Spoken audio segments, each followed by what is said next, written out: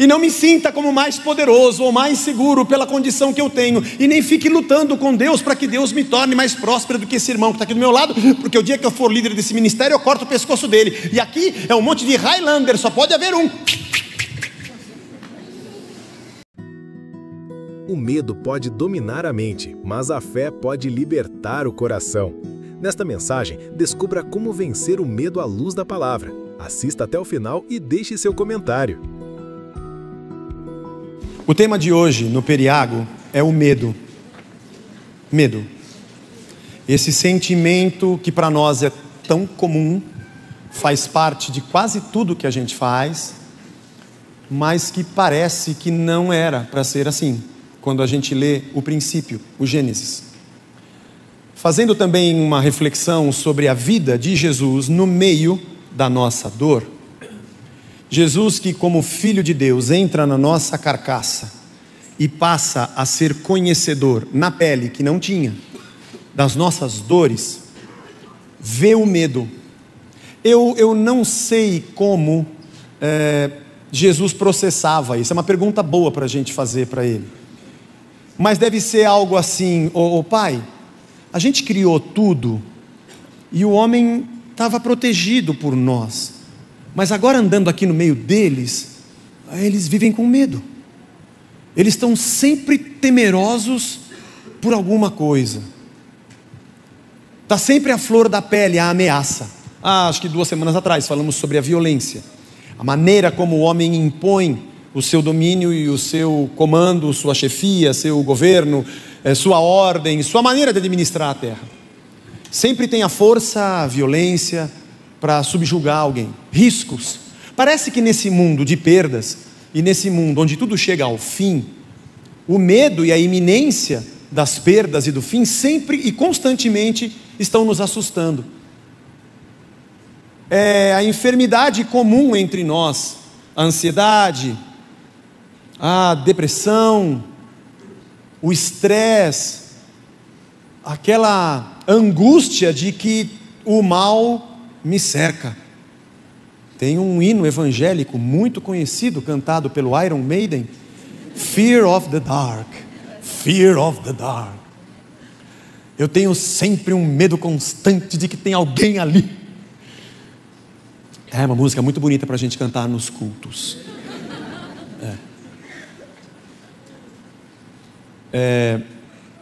Aliás, hoje de manhã eu brinquei com o Alberto aqui, ele estava tocando uma música aqui antes de começar o culto do Deep Purple. E eu falei para ele assim: ó, o pastor aqui conhece rock, viu? Estava tocando Deep Purple ali. Ele falou assim: mas não pode? Eu falei: errado não, estava errado. Que nessa igreja tem que tocar Deep Purple direito aqui. Bom, sigamos. Eu quero ler com você Gênesis capítulo 3. Um texto que você conhece, mas a primeira vez que esse sentimento, essa palavra, medo, aparece na Bíblia, está aqui. Aqui é a mulher conversando com a serpente, né? Ela disse para a serpente que Deus disse que eles não deveriam comer da árvore, né? Mas do fruto da árvore que está no meio do jardim, Deus disse: vocês não devem comer dele nem tocar nele para que não venham a morrer. Foi o que Deus disse para a mulher, né? E para o homem, né? Então a serpente disse à mulher: é certo que vocês não morrerão, relaxa, pode comer à vontade. Porque Deus sabe que no dia que dele vocês comerem, os olhos de vocês se abrirão, e como Deus vocês serão conhecedores do bem e do mal. Então Deus não quer que vocês sejam igual a ele, viu? Pode comer. Vendo a mulher que a árvore era boa para se comer, agradável aos olhos, e árvore desejável para dar entendimento, porque era o conhecimento, né, do bem e do mal, vou ficar entendido de tudo. E ela pegou do fruto e comeu, e deu também ao marido, e ele também comeu rapidinho. Então os olhos de ambos se abriram, e percebendo que estavam nus, costuraram folhas de figueira e fizeram cintas para si. Que engraçado, né? Essa coisa de eu me sentir vulnerável, não é interessante? Depois que eles pecaram, eles sentiram-se ameaçados. Eu tenho que me cobrir, eu estou vulnerável. Interessante isso. Não tinha esse sentimento, nem entre eles, nem deles com Deus. Havia uma pura inocência e uma consciência de segurança de que eu não estou nu, no sentido mais amplo da palavra. Não estou desguarnecido nem vulnerável, está tudo tranquilo. Mas eles passaram a se sentir assim. Ao ouvirem a voz do Senhor Deus, que andava no jardim quando soprava o vento suave da tarde, o homem e sua mulher se esconderam, olha só, da presença do Senhor Deus entre as árvores do jardim, fugiram de Deus. E Deus chamou o homem e perguntou: ô Adão, onde é que você está? Passei a noite procurando tu. Ele responde, é que eu coloco às vezes alguns poemas no meio da Bíblia. E ele, mas não está lá, tá? Não está no original grego, não está, nem, aqui no caso no hebraico também não está, nem na Septuaginta. Ouvi a tua voz no jardim, disse o homem, e porque estava nu, tive medo e me escondi. Olha só, o homem teve medo de Deus. E Deus perguntou, quem foi que te disse que você estava nu, Adão? Quem que te falou isso? Você sempre teve, agora que você está achando que está nu? Já sei, você comeu da árvore que eu te ordenei que você não comesse, né? Então o homem disse, foi a mulher, olha o medo, né? Foi a mulher que o Senhor me deu, que estava comigo, a culpa é sua, ela que me deu da árvore e eu comi. Aí Deus falou para a mulher, foi isso que você fez? E ela já jogou a culpa na serpente. Não, foi a serpente, foi ela que me enganou e eu comi. Interessante, né? Bom, aqui o texto segue, você conhece a história toda. Esse é um dos textos mais importantes que nós precisamos revisitá-lo sempre, porque compreender o que aconteceu na queda do homem faz a gente entender a nossa vida hoje e faz a gente entender porque Cristo veio para nos colocar de volta na comunhão com o Pai. A queda é um evento de proporções cósmicas. Ela fez com que tudo trincasse. A vida humana, sua existência, a morte, os fins, a destruição da própria terra. Aliás, existe um Apocalipse porque existe um Gênesis capítulo 3. Pois bem, o homem teve medo de Deus. Esse sentimento, aliás, essa palavra aparece pela primeira vez na Bíblia aqui. Porque quando Deus cria o homem, não tem por que o homem ter medo de coisa alguma. Aqui estão as árvores, aqui estão os animais, aqui estou eu na virada do dia com você, Adão. Aqui é a gente. É nós, cresce, multiplica, vamos viver a vida. Se alguém perguntasse ao homem, não tinha ninguém, tinha só o Adão e Eva nessa época, mas tudo bem? Tudo bom. O que está te apoquentando? Nada, o que é apoquentar? Não, é uma palavra baiana, mas o que está te tirando o sono? Eu durmo bem pra caramba. Tinha zebra ali. A gente conversa, muito legal, eu e a mulher, a gente se dá bem que você não imagina. Desde que Deus criou, na verdade eu acordei, né? Eu acordei, existo. Mas eu não sabia nem o que eu era, nem quem eu era. Foi Deus que me disse quem eu era. Aliás, eu me conheço por causa dele, porque eu não saberia nem quem eu sou se não fosse ele. Aí teve um outro dia que eu dormi de novo, acordei e tinha uma mulher. Rapaz, cada vez que eu dormia aparecia eu estou feito. Não é bem assim, é uma só para cada uma, tudo bem. Então, acordei, ela já estava aqui. Mas aí foi uma identificação perfeita, eu não sabia o que ela era, nem quem ela era, mas Deus me falou, essa aqui é sua, é parte de você. Tudo que eu sei de mim, tudo que eu sei desse mundo, eu só sei através dele. Na verdade, eu só sei ele. Dietrich Bonhoeffer falava isso. O homem só conhecia Deus. Todo o resto que ele conhecia a partir de Deus. É Deus quem me disse o resto. Interessante isso. Quando o homem come do fruto, ele não precisa mais de Deus para conhecer nada. Ele conhece bem e mal e faz da sua vida o que quiser. Esse mundo existe sem Deus. O pecado de Adão é o meu e o seu. A decisão de Adão foi a decisão da raça. Eu e você, lá em Adão, dissemos a Deus que a gente não queria mais Deus. Por isso o mundo é o que é. Mas o homem passou a ter medo. O que deveria ser muito doido no pensamento de Deus é de que não há ameaça, não há riscos. Medo só existe quando há risco. Olha que interessante. Deus disse ao homem, não coma da árvore, porque você vai morrer. E o homem deveria perguntar, o que é morrer? O que é o fim? Ele nem conhecia o que isso significava. Talvez ele pudesse ter medo dessa consequência. Eu fiquei me perguntando quais seriam os medos do homem. O primeiro foi o medo de Deus, como se Deus tivesse dito a ele, se você comer daquela árvore, eu volto aqui e vou arrancar o teu couro. Tipo mãe, eu não estou achando, se eu for aí e eu achar, né? É sempre assim, mudam as casas, os endereços, mas essa frase, ela está dentro das mães, ela faz parte. Sem elas nunca se comunicaram, nem no cabeleireiro, mas elas falam as mesmas coisas. Se eu for, e fala para os maridos também, amor, eu não estou achando, se eu for aí a gente acha. Geralmente está na nossa cara, mas enfim, se eu vier aqui, eu ver que está faltando um fruto naquela árvore, eu vou arrancar teu pescoço. Mas Deus não ameaçou o homem dizendo, eu vou te fazer mal. Ele disse, não coma, porque você vai causar mal a você mesmo. O homem teve medo de Deus, mas o homem deveria ter medo de si. A gente vive a vida querendo agradar a Deus para Deus não nos punir, mas nós não paramos para pensar que o nosso pecado somos nós mesmos, punindo a nós mesmos pelas nossas péssimas decisões de nos mantermos longe de Deus. A gente vive pedindo a Deus, me livra do demônio, do diabo, do não sei o que, e não tenho medo de mim. Eu deveria ter medo de mim, e você deveria ter medo de você, das loucuras que você é capaz de fazer, das decisões erradas que você pode tomar. Medo de Deus? Você deveria ter medo, Adão, das consequências das suas próprias decisões. Ou talvez o medo da ausência de Deus na sua gestão da vida. Porque a partir de agora, o homem estava por conta própria. Adão e Eva agora sabiam que a vida teria fim. Coisa que eu e você sabemos, quando a gente começa a ter consciência da vida, que a gente cresce um pouco, de que isso aqui uma hora acaba. Adão e Eva, lá no Éden, não tinham esse pensamento. Se alguém perguntasse, não tinha ninguém, mas se alguém dissesse, e quando acabar? Ele falou, acabar o quê? Não tem fim. A vida inteira vai ser esse negócio legal, a gente acorda aqui, joga uma bola, eu e a Eva. Tem até um outro hino evangélico muito interessante, do Pepeu Gomes, que diz, tudo azul, a Baby cantava, né? Adão e Eva no paraíso. É, muito bonito, podia cantar na igreja próximo domingo, porque fala da Bíblia esse cântico. Eu gosto de falar essas coisas para escandalizar as pessoas que ouvem as nossas pregações. Apesar de que a música é boa mesmo, podemos cantar sem problema. O medo não era um sistema criado por Deus para que o homem permanecesse no seu domínio, mas o homem, quando se afasta de Deus, usa o medo para manter os seus domínios. Logo abaixo, no capítulo 4, você tem a morte de Abel, depois você tem Lameque, e você tem Nimrod, e vários nomes vão surgindo na Bíblia como pessoas violentas, e o homem, em tudo, no sistema dessa vida, usa o medo para exercer o seu domínio. Presta atenção, o medo é parte de todo o sistema da nossa vida. A gente vive com medo. Você ficou muito feliz que você comprou o apartamento, mas você tem medo de não conseguir pagar. Porque o mesmo gerente do banco que te abraçou quando você assinou o contrato é o que vai no seu cangote para arrancar a sua casa.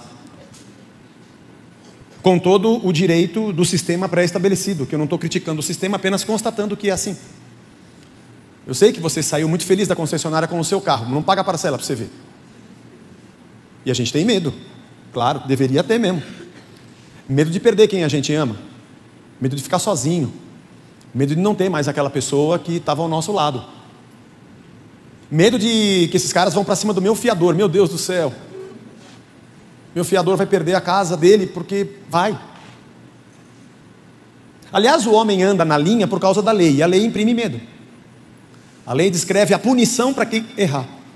A lei não educa, a lei não diz para você, ou não coloca dentro de você uma nova ética e um novo caráter. Ela apenas pune quem faz errado. Talvez a pessoa deixe de fazer o errado com o medo de ser punido, mas ele continua errado. A lei não transforma o ser humano por dentro. A lei só tenta inibir, com uma punição e debaixo do exercício do medo, que alguém faça o que estava morrendo de vontade de fazer. Ele vai continuar sendo quem ele é. Talvez seja por isso que eu não tenha muita preocupação de ficar pregando lei para você, do que pode e do que não pode. Porque você deixar de fazer só porque não pode, não resolve a sua vida. Você não faz, mas continua sendo a mesma pessoa, e Deus olha dentro de você quem você é. O Evangelho propõe para nós uma transformação da nossa vida. A gente deixa de fazer o mal porque nós fomos vencidos pelo bem, não porque é proibido e porque eu tenho medo. Mas em tudo na nossa vida, o medo comanda. E o homem, que conheceu no Éden um Deus que estabelecia a sua autoridade por graça e amor, agora sem Deus constrói uma humanidade onde o seu poder e a sua hierarquia, a sua estratificação de comando, acontece por imposição de violência, por força e por medo. E assim nós mantemos a nossa sociedade bem estabelecida. Quem tem mais poder manda mais, quem tem menos poder obedece mais. Isso é uma coisa que faz parte do nosso dia a dia. São pecadores subjugando pecadores. O homem passou a estar por sua conta e nós estamos por nossa conta e risco. Tememos uns aos outros. Tememos o governo do homem na terra na ausência de Deus. A gente tem medo de nós mesmos. A gente teme que um outro ser humano pode fazer conosco. Ser humano que não tem limites, que levado pelo seu próprio medo, tenta de alguma forma galgar uma posição mais alta, onde ele tenha mais gente para oprimir para baixo do que opressores que ele tenha por cima. Então a nossa luta para nos mantermos vivos no máximo de paz ou segurança que a gente possa obter nessa existência, a gente tenta galgar e subir. Se eu morar num bairro mais seguro, se eu tiver mais dinheiro, se eu tiver mais poder ou mais influência, sou eu que imprimo medo e eu tenho menos gente me oprimindo de cima para baixo. O mundo gira nessa lógica, na lógica de que o que eu preciso para ter mais segurança num mundo de medo é subir. É interessante, capítulo 11, né, de Gênesis, que o homem começa a construir a Torre de Babel. Que simbolismo interessante, né? Eu preciso subir, eu preciso melhorar meu nome nessa terra, me tornar alguém de influência, né? É quando Deus confunde as línguas e a grande torre de Babel não consegue mais ser feita. Os conchavos humanos para construir seus impérios. Interessante. O ser humano que está ao meu lado, ele é uma ameaça a mim. Acho que a gente nunca teve no Brasil, no mundo como um todo, mas no Brasil, talvez pelo avanço das comunicações, o brasileiro hoje, todo mundo lutando pelo seu direito, todo mundo lutando pelo seu espaço. O que mais se fala hoje é tolerância, respeito. Eu mato você se você não me tolerar, porque eu não te tolero. Você tem que me tolerar, mas eu não tolero você. A gente está num momento esquisito. Mas enfim. Eu não sou psicólogo, eu não sou terapeuta. Faço aconselhamentos, converso bastante com os nossos psicólogos, a gente vai aprendendo na vida, mas eu tenho algumas observações. E eu queria dar um exemplo aqui de uma observação. Eu não estou falando disso com respeito à decisão de ninguém ou com o fato que possa ter acontecido na vida de qualquer pessoa. Estou apenas fazendo uma observação. Por acompanhar, infelizmente, casos de separação. E é interessante que às vezes quando há uma separação de um casal, isso acontece, às vezes não depende nem de você, e a gente luta para que não aconteça, mas eu acompanho muitos casos de pais que brigam e colocam os filhos no meio da briga. Ou da mãe ou do pai, que falam mal um do outro para o próprio filho. O que é interessante é que em vários casos, a vida do filho melhora, se você parar para pensar. Ele tinha um quarto, agora tem dois, um em cada casa. Ele tinha um guarda-roupa, agora tem duas televisões. Talvez até tenha 2 computadores e 2 Netflix e 2 canais a cabo. Financeiramente pode ser até que melhore nesse aspecto. Mas a segurança do filho não está nisso. Parece que a segurança do filho está exatamente num ambiente de amor. E quem eu amo, ou as pessoas que eu amo também se amam, e isso causa uma segurança. Digo isso por mera observação. Não conheço o aparelho sentimental infanto-juvenil, mas das conversas com adolescentes, da vida do dia a dia, parece que a insegurança é a ausência desse lugar de preservação e de amor. Nós sempre temos nossos pais como o colo que a gente pode correr e ali eu estou seguro. Quando eu me casei, eu me lembro dos primeiros dias que eu pensei assim, agora eu estou por conta própria. Antes, quando faltava uma grana, ia lá no armário, a casa do meu pai e da minha mãe tinha tudo. Agora, se eu não tiver, eu mesmo. Apesar de que a gente pode voltar para a casa do pai, mas a gente não quer. A gente também tem o nosso orgulho que a gente não quer ser quebrado. Mas, por outro lado, quando um pai ou uma mãe tem alguma atitude violenta contra o próprio filho, esse é um crime hediondo, porque dali deveria vir segurança.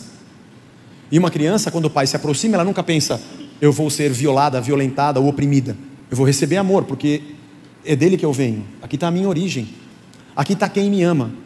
Aqui está quem deveria entregar a sua vida para me proteger. Mas ter a violação do seu direito de segurança pelo próprio pai, tem o próprio pai ou a mãe como algoz, é algo terrível. Isso causa uma destruição na cabeça de uma criança que você não pode imaginar. Eu ouço cada coisa, eu ouço cada história que eu diria, meu Deus, esse pai não entende o tamanho do buraco que ele criou dentro do coração dessa criança. Mas essa ausência de amor, seja por um fato particular de violência, ou às vezes inesperado, que não depende só da gente, mas de uma separação e da falta de entendimento dos pais nisso. Talvez você possa ter passado por isso sendo uma criança que ou passou por violência dos próprios pais, ou viveu essa cena. Você sabe que a ausência do amor é a ausência da segurança. É por isso que quando o Paulo diz, maridos, amem suas mulheres como Cristo amou a igreja, a si mesmo se entregou por ela. Sabe esse amor que é um sacrifício? O amor é um sacrifício. Agora você está aqui e venha o que vier, eu seguro, eu te protejo. O amor me dá a segurança. Tem um ditado que diz que o lar do homem é o seu castelo. É o lugar onde eu entro e ali tem minha família, minha esposa, ali tem o amor que eu me sinto protegido. Eu me sinto no colo de alguém. Quando Cristo morre na cruz por nós, o amor demonstrado por Cristo é o amor de que eu recebo a sua punição. As orações do Antigo Testamento para que Deus faça vingança contra o nosso inimigo, Deus faça vingança contra o opressor. As orações do povo de Israel, os salmos imprecatórios. Bem-aventurados aqueles que pegarem as filhas da Babilônia e bater com elas contra as pedras. Tem salmo que parece um cântico, uma ode ao ódio. Na verdade, Deus fez isso. Deus ouviu a oração de Israel. Só que quando ele veio com a sua espada e com o seu juízo, ele trouxe o juízo sobre o seu próprio filho. Para que tanto você que é oprimido ou o seu opressor que é o inimigo, ambos são maus e dependem da graça. E eu lancei a minha vingança sobre o meu filho, não sobre nós, não sobre o povo. Por isso nós amamos a Deus, porque Ele é o Pai que leva sobre si a nossa dor para que nós sejamos seguros. Infelizmente, alguns ambientes religiosos se tornaram mais opressores do que qualquer outro lugar. Digo isso também com respeito à igreja, de uma certa forma, que tem sido um ambiente de infanto-juvenis, um ambiente onde pessoas brigam com pessoas por causa de cargos e títulos. O que tem mais poder, o que é mais ungido, o que tem mais revelação, o que manda, o que é chefe, o que é puxa-saco do pastor, o que é mais amigo, o cara que dá a oferta mais alta, que tem o dízimo maior na igreja e manda mais, porque essa lógica de quem está mais acima oprime mais e é menos oprimido, também acaba funcionando num ambiente infantil, dominado por uma lógica do mundo no pecado, que é chamado também de igreja. E o ambiente que deveria ter amor e ser acolhedor como família, também é um ambiente de disputa. A família de Deus se transformou num lugar em que quem pode mais chora menos. E é interessante que o mundo funciona nessa lógica maluca de quem oprime mais e é menos oprimido. O que nos deixa pasmos é que o ambiente de igreja, corpo de Cristo, comunidade cristã, comunidade de discípulos, irmãos de sangue, que é o sangue de Cristo, que deveriam um chorar com quem chora e se alegrar com quem se alegra e repartir as cargas uns dos outros e repartir o pão, é o lugar onde disputam por um lugar ao sol de quem tem mais bênçãos e pode mandar mais. E o mais louco é que o ensino é que você tem que ter mais, já que no mundo é assim, então aqui também é. E quanto mais você ofertar, mais poder você vai ter, mais bênçãos você vai ter. E quanto mais você cumprir o ritual religioso, mais você vai subir. Porque Deus não veio para acabar com a opressão. Ele veio para te colocar num lugar onde você oprime e é menos oprimido. Essa é uma lógica besta. E assim a nossa vida religiosa se torna uma vida infantil de crianças que ficam brigando e chorando por quem tem um pirulito e quem não tem um pirulito. E o mais incrível disso é quando a gente sai pela porta para fora e nosso discurso nesse mundo é um discurso opressor. E a lógica da fé, da graça e do amor é desfeita por uma lógica do pecado do mundo, que governa inclusive a nossa religião. Ai, que loucura! A segurança da sua vida não está no carro que está na sua garagem, nem no dinheiro que você tem, nem na posição que você ocupa na sua empresa, nem o quanto você manda, nem no seu poder, nem na sua influência. Jesus disse para os discípulos: como é que é a lógica dessa terra? Os maiores oprimem os menores, eles disseram. E Jesus disse: entre vocês não será assim. O maior será servo do menor, o primeiro será o último, e o último será primeiro. E vocês vão ser conhecidos pelo amor que vocês tiverem uns com os outros. Se você é um cristão e está pedindo para Deus te colocar no topo como um opressor, você não entendeu nada da fé. Está tentando matar o seu medo com uma segurança que Deus absolutamente não propõe. Ainda que Deus possa te fazer uma pessoa próspera nessa terra, ainda que os caminhos da sua vida te levem a estar num lugar alto, ainda que você seja alguém de influência nesse mundo pelo seu trabalho, por graça, ou seja lá por que for, você não está onde está para viver a segurança da lógica do pecado. Por isso que a quem muito é dado, muito é requerido. E eu entendo que o lugar que eu estou é para que eu seja graça de Deus expressa em tudo que eu fizer, para que eu seja o amor de Deus aonde eu estiver. E aonde o Senhor me colocar, eu possa demonstrar a luz de Cristo como luz do mundo e sal da terra. E não me sinta como mais poderoso ou mais seguro pela condição que eu tenho. E nem fique lutando com Deus para que Deus me torne mais próspero do que esse irmão que está aqui do meu lado. Porque o dia que eu for líder desse ministério, eu corto o pescoço dele. E aqui é um monte de Highlander, só pode haver um. Irmãos, eu nasci aqui no Moinho Velho, jogava bola na rua, pinava pipa. Eu ia nos bailinhos que tinha na época do Dancing Days. Mas nem cigarrinho de palha eu não fumava. Eu fazia as músicas lá, o rock da vovó e tal, mas eu nunca usei droga. A única droga era aquela balinha jujuba, lembra? Aquela chupetinha que queimava, o ovo cor-de-rosa que vendia no boteco. É a maior droga que eu tinha, como aquele ovo cor-de-rosa. Nunca teve assim nada, nunca tive uma vida louca. Nunca. Eu era um menino normal, me converti com 10, 11 anos de idade, fui para a igreja cedo, acampamento, sempre bobo até. A sacanagem eu vim conhecer dentro da igreja. Não precisei do mundo para conhecer corrupção. maldade, fofoca, inveja, competição, sede por dinheiro, por poder.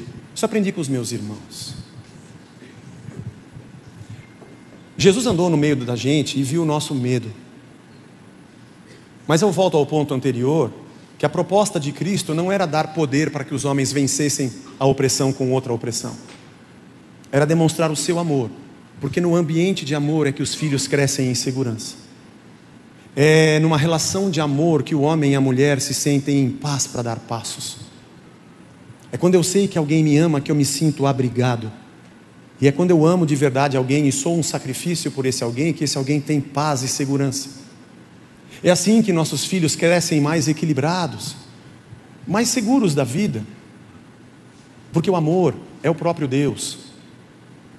E aonde há amor, o medo acaba sendo um sentimento não muito presente. 1 João capítulo 4, aquele que confessar que Jesus é o Filho de Deus, Deus permanece nele e ele permanece em Deus.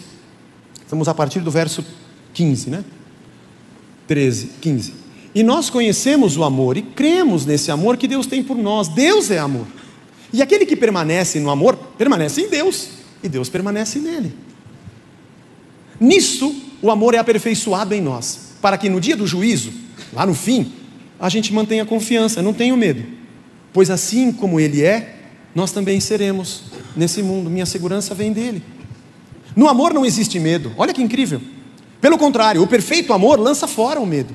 Porque o medo envolve castigo. E quem teme não é aperfeiçoado no amor. Esse sistema de castigo é um sistema natural no mundo, mas não foi o que Deus prometeu para a gente. Nós amamos porque Ele nos amou primeiro. Não foi isso que Jesus disse aos discípulos: vocês vão ser conhecidos pelo amor que vocês tiverem uns pelos outros. Se alguém disser amo a Deus, mas odiar o seu irmão, esse é mentiroso. Pois quem não ama seu irmão e a quem vê, não pode amar a Deus a quem não vê. E o mandamento que dele temos é esse: quem ama a Deus, que ame também o seu irmão. Do que você tem medo, irmão? O que te causa medo? Eu tenho vários. Mas a cada dia que eu procuro conhecer o amor de Deus, eu sei que eu dou passos na segurança de Deus. Conhecendo sua misericórdia, seu perdão. Que chega para uma prostituta e fala: então, os caras que iam atirar pedra, parece que eles puxaram o carro. Eles não estão por aqui? Ela levanta a cabeça: acho que eles foram embora. Eles não te condenaram? Pelo jeito não. Então relaxa, levanta que eu também. Pode ver, não tem nenhuma pedra aqui. Escolhe outro caminho, vai, não peque mais. Entenda o que eu fiz por você, mas não tenha medo de mim. Quando você tem alguém que te ama, e você chega assim, você pisou na bola, você meteu os pés pelas mãos, aí quando você precisa de alguém para te ouvir, pelas mazelas, essa pessoa fala: chega aí, relaxa. Sabe aquela pessoa que não está ali para te julgar, ela não está ali para te acabar de te arrebentar, ela não está lá para te fuzilar, ainda que ela diga: cara, que burrada que você fez, hein? Que beleza, hein? Relaxa, chega aí, vamos conversar, vamos ver como é que sai dessa, eu te ajudo, tamo junto. E você fala: puxa, que bom, eu encontrei alguém aqui que não está me colocando uma arma no pescoço. E talvez essa pessoa te diga: cara, já passei por isso também, já pisei na bola. Olha, mais ou menos por aqui que a gente sai. E ainda que você tenha um problema grande para enfrentar pela frente, aquele abraço te dá segurança. Porque ruim não é só ter um problema, ruim é passar por ele só, passar por ele sem ninguém, porque o amor lança fora o medo. Do que você tem medo? A pergunta número 2 é: o quanto nós conhecemos o amor de Deus? E essa graça que fala: eu estou aqui, vai, não pisa mais na bola, mas eu estou aqui, não para te condenar, para te ajudar a levantar. Quando a gente fala muito sobre graça e perdão, todo mundo levanta para dizer: você fica falando isso, todo mundo vai agora querer cair no pecado, porque você fala que Deus perdoa, né? Sim. Mas porque eu conheço o que Deus fez, eu não quero mais continuar pecando, porque eu sei que as feridas estão nele e não em mim. Eu não estou andando em santificação porque eu tenho medo das consequências que Deus possa fazer, nem porque Ele prometeu arrancar meu pescoço, mas porque Ele me ama tanto que eu sou constrangido e eu também o amo.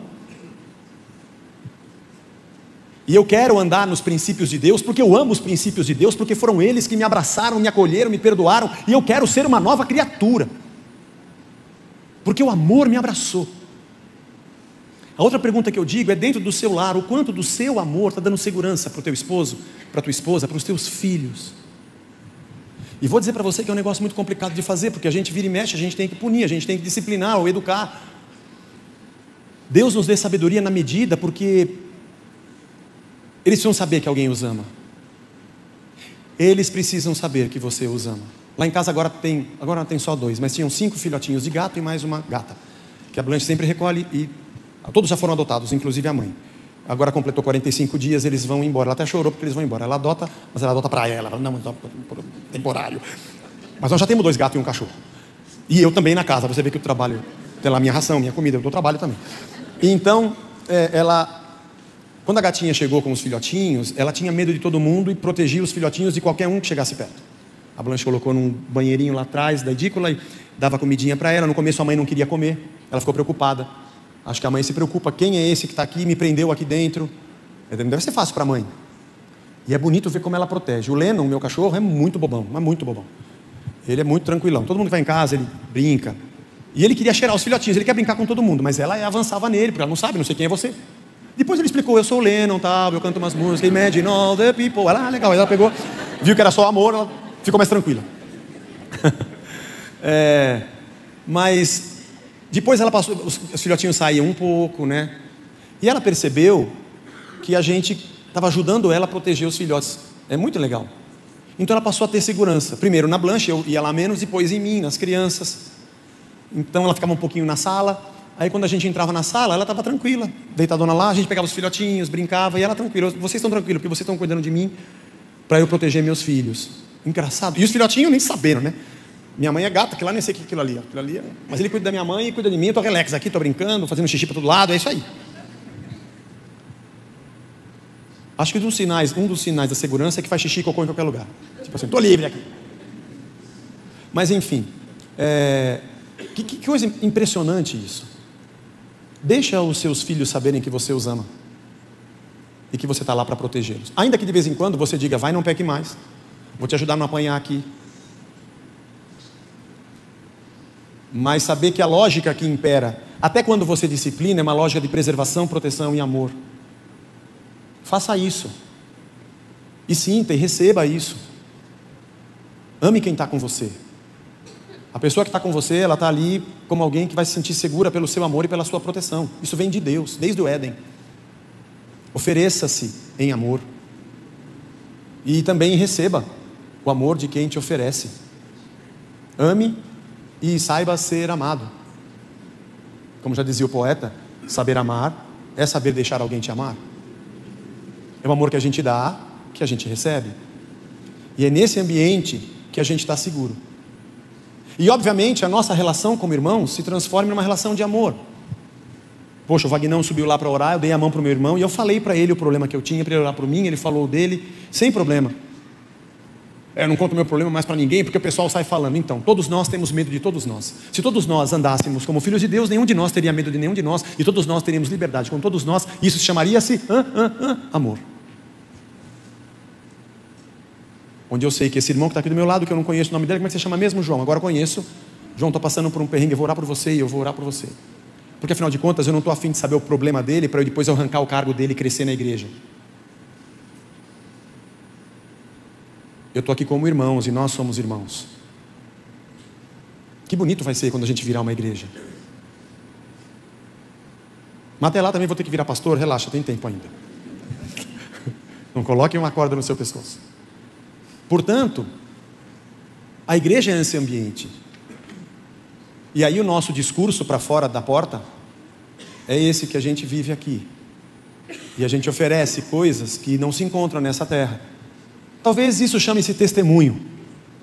A graça que a gente recebeu é a graça que a gente dá.